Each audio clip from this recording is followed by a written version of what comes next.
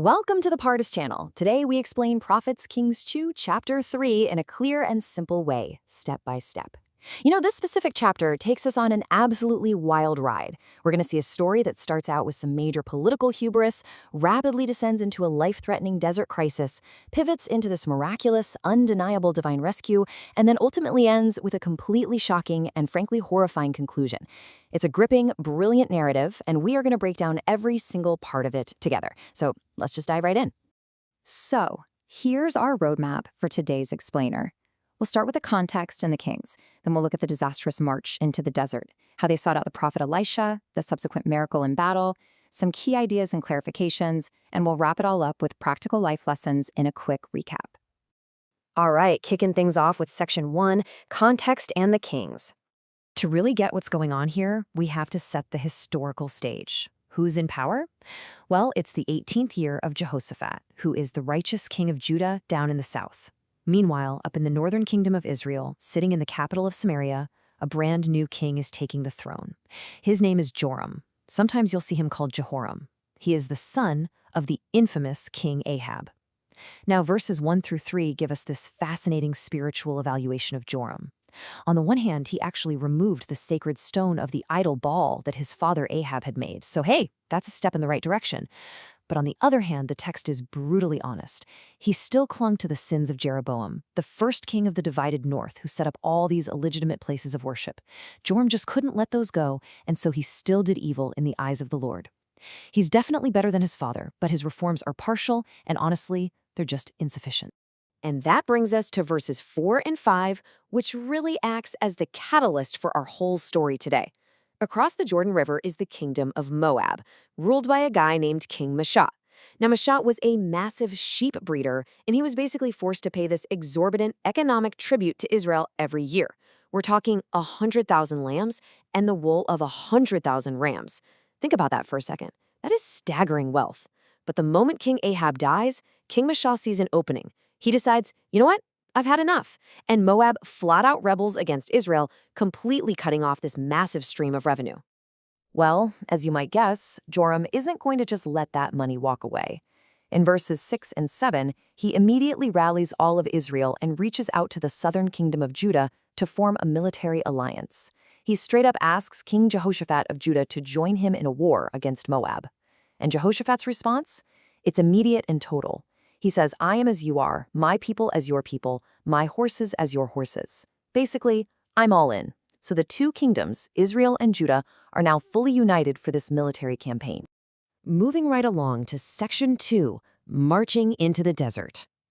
Okay, so the political alliances are forged, the armies are mobilized, but war isn't just about numbers, right? It's about logistics, and those logistics are about to become a complete nightmare. In verse 8, Joram asks, by what route shall we attack? The answer is actually pretty unexpected. Through the desert of Edom. See, instead of crossing the Jordan and attacking Moab head-on from the west, they decide on this massive flanking maneuver. They march south, join forces with a third king, the king of Edom, and plan to loop all the way around the Dead Sea to hit Moab from its vulnerable southern border. It's a clever, roundabout strategy, kind of like sneaking in the back door. But here's the thing about clever strategies. They require perfect execution. And the desert? The desert is incredibly unforgiving. Verse 9 lays out the sudden, terrifying crisis. They march for 7 long, grueling days. And by the end of that 7th day, disaster strikes. The Allied army completely runs out of water. Not just low on water, completely out.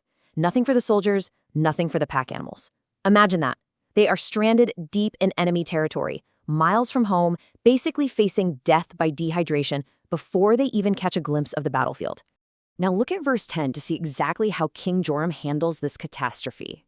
He cries out in total frustration, "What? Has the Lord called us 3 kings together only to hand us over to Moab?" It is wild to see Joram's arrogance and despair here. I mean, think about it. He made the military plan, he chose the route, but the very second his human planning falls apart, what does he do? He immediately blames God. He just assumes God orchestrated this entire massive alliance for the sole purpose of destroying them.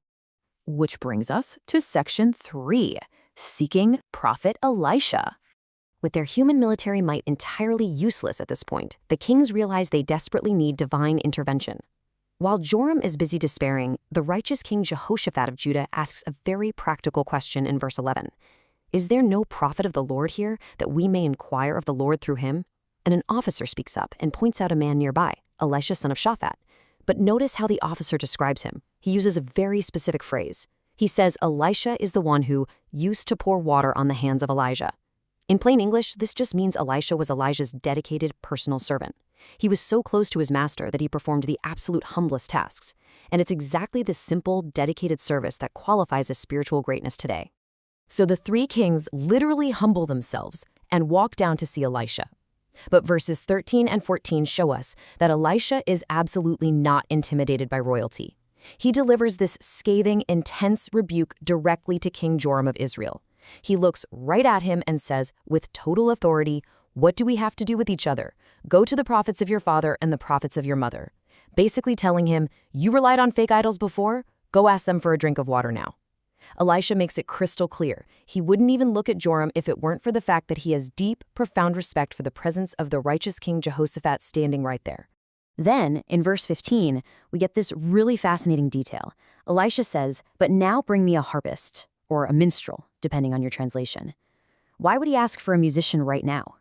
Well, the prophet is visibly agitated from his intense confrontation with the wicked King Joram, and prophecy requires a calm, joyful spirit. The music is necessary to soothe his mind and invite the hand of the Lord to actually come upon him. And sure enough, as the harpist plays, the divine message arrives. Now, into section 4, the miracle and battle. That prophecy is about to jump off the page and turn into physical reality, completely flipping the momentum of this war. In verses 16 through 19, Elisha meticulously lays out this incredible promise from God. And it's really a two-part promise. First, the immediate survival plan. God says to make the dry valley full of ditches. Elisha promises they won't see wind, they won't see a drop of rain falling from the sky, yet that valley is going to miraculously fill with enough water for the entire army and all their cattle to drink. But then Elisha adds a second promise. He says, this is actually an easy thing for the Lord. God is also going to hand Moab over them. They're going to win the war, completely overthrowing fortified cities, stopping up springs, and ruining the enemy's fields. Verse 20 shows us the quiet, awe-inspiring fulfillment of that first promise. There's no massive thunderstorm, there's no dramatic cinematic weather event. The very next morning, exactly at the time the daily morning sacrifice is offered in the temple, water just simply begins flowing from the direction of Edom.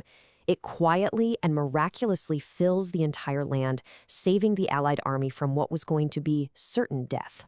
But here is where it gets really interesting.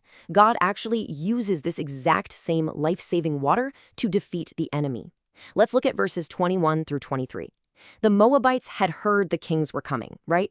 So they mobilized every single man who could hold a weapon to the border. The next morning, the Moabite army looks across the desert. Now, the early morning sun is reflecting off this sudden, totally unexpected water in the valley. And because they knew this valley was bone dry just yesterday, the Moabites experience a massive optical illusion. The water looks exactly like pooling red blood. So they make a fatal, completely false assumption. They figured the kings of Israel, Judah, and Edom must have turned on each other in the night and completely slaughtered one another. And that optical illusion completely seals Moab's fate in verses 24 and 25. The Moabites totally break formation. They're shouting, "Now to the plunder!" And they just rush recklessly into the Israelite camp, expecting to find dead bodies and free loot. But instead, they find a fully hydrated, highly organized, and waiting army. The Israelites rise up and absolutely strike the completely surprised Moabites. The rout is total. The allied army pushes deep into Moabite territory, literally fulfilling every word of Elisha's prophecy. They destroy the cities, ruin the good fields by throwing stones on them, cut down the trees, and stop up the springs. Finally, they surround and lay a heavy siege to Moab's final, heavily fortified stronghold, the city of Kir-Hareseth. All right, shifting gears into section 5, key ideas and clarifications. We really need to address the very end of this chapter now because it is one of the darkest and most difficult parts of the entire biblical narrative. We find King Mesha of Moab trapped inside the walls of Kir-Hareseth. The slingers are surrounding his city, bombarding it. In verse 26, Mesha looks around and realizes the battle is entirely lost. So, in a tactical act of sheer desperation, he takes 700 of his absolute best elite swordsmen and tries to break through the siege lines. He aims specifically for where the king of Edom is positioned, probably thinking it's the weakest link in the alliance. But the breakout fails. He is pushed back. He is completely, hopelessly trapped. Driven to absolute horrifying madness by this impending total defeat, verse 27 tells us what happens next. The king of Moab takes his own firstborn son, the very son who was meant to succeed him on the throne, and he literally offers him as a burnt sacrifice right there on top of the city wall in full view of everyone. The text then tells us that a great fury or great wrath came against Israel, and as a direct result of this horrific act, the Israelites immediately break the siege. They completely withdraw, abandon the war, and return to their own land. Now, on a simple, literal level, this horrifying child sacrifice created such severe psychological shock and deep spiritual revulsion that the momentum of the entire siege was just instantly broken. The Allied armies saw this and simply packed up and left. And finally, Section 6, Lessons and Final Recap. That is an incredibly heavy place to land. So what can we actually take away from this historical narrative to improve ourselves today? Well, we can draw several deeply practical life lessons right from the plain text. First, the danger of bad alliances. Think about Jehoshaphat. He was a righteous king, but he almost died of thirst in the desert simply because he aligned himself with the wicked Joram. Who you partner with in life absolutely matters. Second, true humility. These kings made brilliant, logical, strategic plans, but they forgot they couldn't control the water supply. Human planning can fail in an instant. We have to maintain our reliance on the divine. Third, respecting the holy. Elisha models true integrity for us here. He completely refused to respect Joram's shiny royal title because the man himself lacked moral character. And fourth, the power of environment. Even a great, mighty prophet like Elisha needed a harpist to calm his mind. It just goes to show how much our physical and emotional surroundings directly impact our spiritual state. To quickly recap this incredible journey we've been on today, we started with the sheer hubris of political alliances and confidently marching off to war. We moved into the extreme humility of 3 desperate kings begging a prophet for help, which led to a miraculous, life-saving rescue. And we ended with the pure horror of a desperate king's sacrifice that brought an abrupt halt to the entire campaign. It's a lot to process, but look closely at your own life. Are you relying purely on your own human alliances and your own clever strategies? Or are you actually ready for the moment the water runs dry? Thank you for learning with us. If this helped you understand the chapter better, like, subscribe, and join us for the next chapter.